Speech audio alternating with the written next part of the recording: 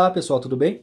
No vídeo de hoje eu vou mostrar um unboxing numa caixa que eu comprei aqui de ração de gato, de petisco de gato na verdade. Eu comprei no Shopee e vai ser bem legal aqui. Essa ração é bem gostosa, esse petisco, né? Os gatos adoraram.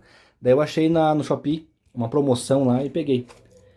Vou abrir aqui para mostrar para vocês aqui a caixa, o que vem nela.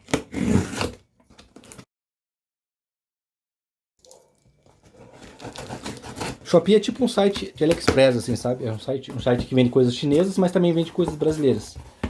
Olha que legal. Eles mandaram aqui as caixinhas que eu comprei, né? Eu comprei esse produto aqui. São petiscos para gato. É bem bacana, sabe? Os gatos gostaram bastante, assim. Eles acharam bem gostosos, assim, esses petiscos. Eu não tô sendo patrocinado, tá? Só para avisar. Ah, eles mandaram aqui uns brindes também, aqui.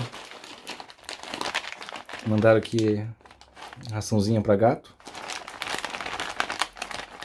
Olha só. Bem bacana, né? Eles mandaram de brinde aqui, ó. Bem gente boa eles. Eu vou deixar o link da loja deles aqui pra vocês. Eu não tô só falando patrocinado, tá? Mas caso vocês queiram.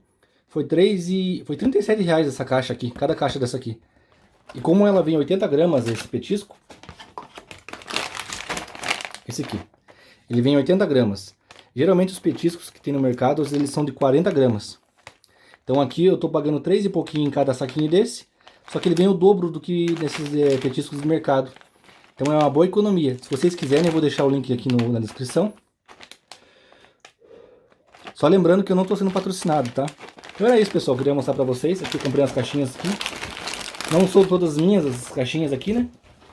É só isso que vem aqui nelas, né? São 3 caixas. Aproveitei para comprar para uns amigos. Que tava muito barato, né? Eu não sei se vai acabar. Não sei se vai continuar nesse preço. Aproveitei para comprar aqui para os meus miaus. Então até mais, pessoal. Semana que vem tem mais vídeo.